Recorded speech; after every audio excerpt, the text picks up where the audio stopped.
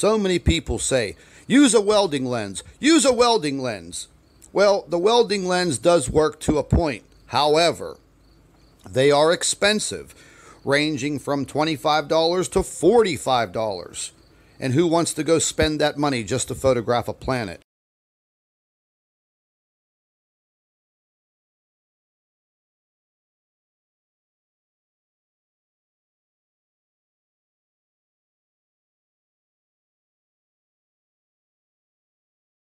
Now, professional camera lenses, I know a lot of us don't have $800 cameras, and attaching the lenses would help a little bit.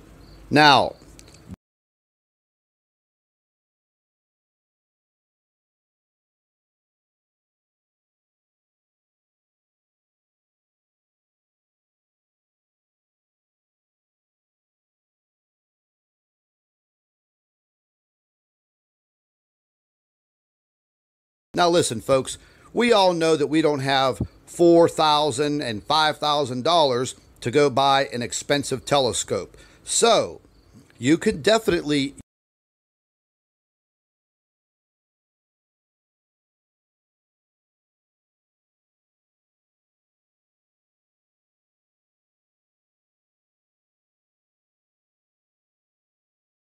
use your smartphone. And if you are using a smartphone, always hold it in a panoramic view. Never hold it vertically, always horizontally, and zoom in to what you're photographing. Now, there are little photographic lenses that you can buy for your cell phone. They clip right onto the lens, and you can find them on the internet. I hope all this helps, and I want all of you to continue to photograph the skies.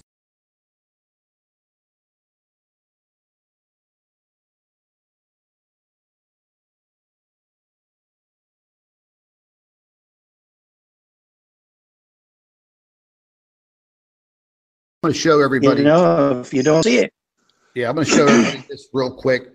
This is a little telescopic lens you can buy for camera systems, or excuse me, cell phones. Now, for taking regular photographs, and and I'll show you real quick how it goes on a cell phone, and you really have to take your case off and the whole 9 yards.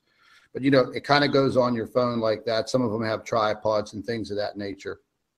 But you can see, if you try photographing light with anything like this, you're going to have some issues, especially sunlight. But these are pretty sophisticated. They're pretty neat. I think for $60, the trolls were saying that this is what I used to photograph the blue dwarf out near the sun. 93 million miles.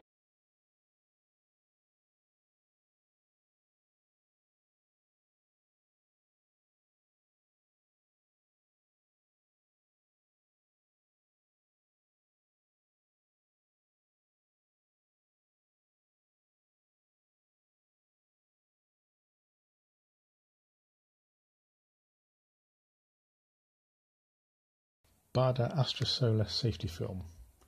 Not cheap at about £20 for a piece of A4, but it is the best. And depending on what you're doing, you can put a piece on cameras. You could make your own goggles, obviously for telescopes. And with it being optically neutral, it doesn't damage the wavelengths of light coming through. So you can do small scientific studies of such as absorption lines in the spectrum, and lots of fun stuff like that.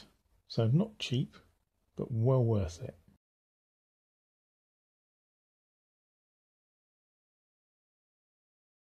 Well, as we saw, the resident expert reckoned you needed thousands of pounds to become a telescope owner. Well, if you want a really, really big one, yeah. But you can have a perfectly reasonable experience and a very good quality telescope for hundreds of pounds.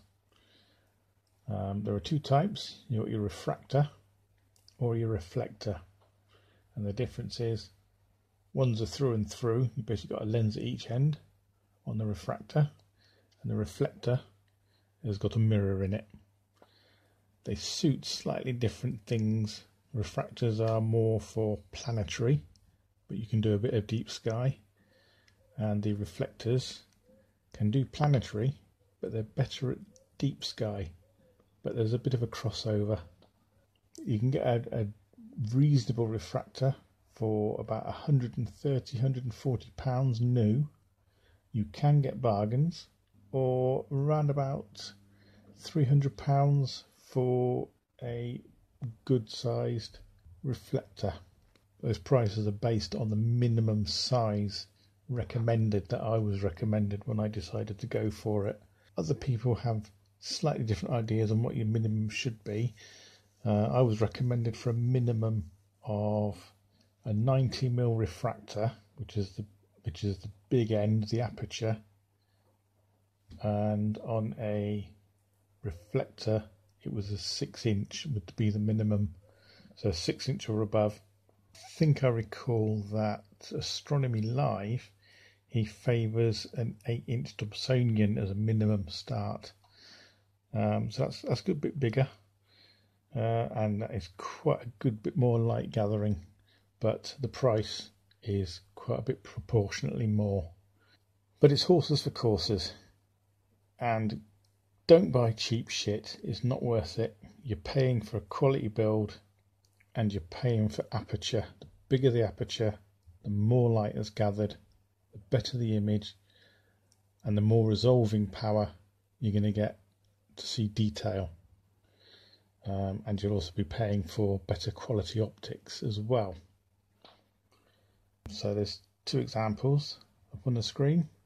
I've got the Skywatcher Explorer 150p on the EQ32 gem mount, and I'm having great fun with it. I will leave a link in the description box below, which will take you to a guy who's lots of advice, but I would recommend you go to your local astronomy club, and you'll get lots of advice, and they will probably let you have a look through their telescopes, so you can actually see what they work like and get a feel for it before you decide to go and save your money or spend your money.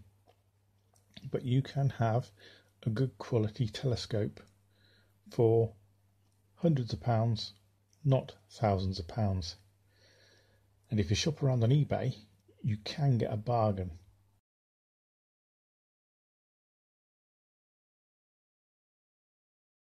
So the next level up for me is astrophotography and a bit of solar photography.